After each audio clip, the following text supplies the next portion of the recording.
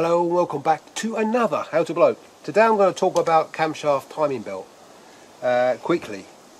Right, can you zoom in here, camera person? Now you're thinking camshaft timing belt, what's that all about then? Well, it's not that one. See that belt there where my super duper torch is? It's not that one.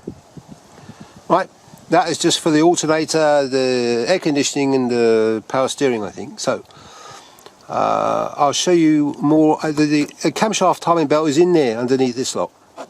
So I'll just go, it's a bit windy today, so I'm going to go inside now.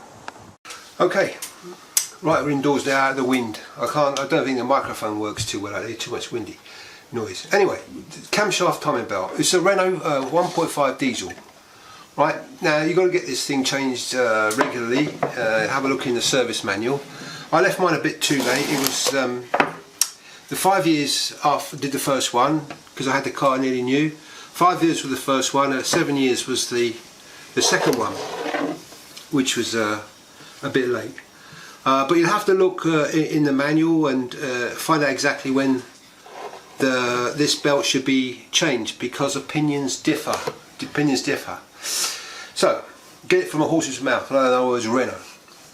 So, what does this camshaft timing belt do then? Well, why does it need to be changed? Why can't I just let it snap and buy a new one? Because it coordinates the movement of the valves and the piston. So, if this snaps, there is no more coordination, and what happens is the valves hit the pistons and cause a right old mess. You may as well, you know, throw the motor away, because it costs, the repair would be astronomical.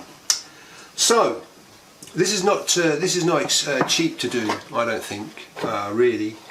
It's not a job the average DIY man can do, really. You need to be a mechanic of some sort to get this, do it yourself.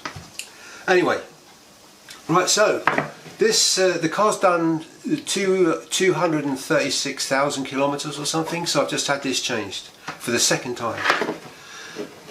When you get this thing changed, it's important that this is the water pump here, and you're thinking, well, why do I need to change the water pump as well? Because this lives in there with the same place as this. So if you get a leak on this thing, or it self-destructs or something, you know, you've got to pay additional labour to get this fixed and replaced. So you may as well, this is not expensive, this thing, you may as well get it done at the same time.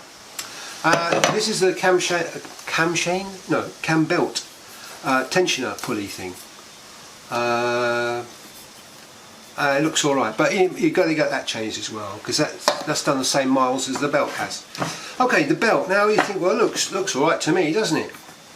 But you don't know. You don't know until you examine it closely. And there's some marks on here and some splits. So we're going to change the camera into like close-up mode now, and I'll show you what I found on this belt. Well, I don't know if you can see this properly. Let me just try and get an angle where you can see it. So tell me if you can't see these things, camera person. You see these marks here, just there. They look kind of like scuff marks. I don't think that was done. And look at this bit here. Now there's a split in that one there. Look, and there's like abrasion. Now that split, I can get my fingernail into it. There, and there's another one just there. Can you see that, camera person? You can see that there, just there. Right. I'm going around the rest of it. There's more abrasion there. We can get. Can you hear that? I can scratch that one there. Where else? Let me see.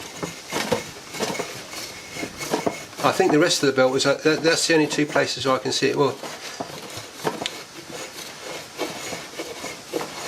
no, that's all. I had a look before. Okay, we're back in ordinary mode. So there we go. That's what you get in the kit, plus the gaskets for this thing, of course. So there we are. Now the kit is not expensive really. Oh, it's $100, I don't know, $100, €100, £100 or something. So the kit is not expensive. It's the labour that costs the money to get this thing fixed, and it's not cheap. My only advice is to get a couple of quotes for this, because if you know it needs to be done, you can't find the last time it was done, then you know it's got to be done really. You can't just let, it's not like a fan belt or something where you can just let it snap and just change it, you know, no big deal. This will hurt your engine, I think, if it snaps. The thing is, when you buy a new vehicle, and a new one, because you don't need to do it doesn't need to be done, but when you buy a second-hand one, you want to know some proof when the last time this was changed, because this is dough. You buy a car 5,000 something, and you've got to pay another 700 or whatever to get it changed. Then it may not be so. It may not be such a good deal, you know. So the person that's selling it to you's got to prove. If you ask him, of course, he's got to prove, you know, give supporting evidence as to when this camshaft timing belt was changed. Either in like an invoice or something, or the dealership has stamped the book and everything. So you can't. You need to keep an eye on that when you're buying a second-hand one of these things. Anyway, I hope that's it's kind of like a post-mortem kind of autopsy of this thing. But just if you're interested to know, then hopefully you'll be when you go to the garage and he says, "Oh, you need your camshaft timing belt changed, mate." At least you'll have some idea about what they're going to do and all the rest of it. Anyway, I've yacked on enough, and I've got to have a cup of tea now. And I've got more. Let me see, which way around is it? I've got quick tips here. I've got more DIY things down. And look, this is a DIY, but it's more mechanical things down here. I've got some recipes up here, and if you want to subscribe, it's down there. So until next time.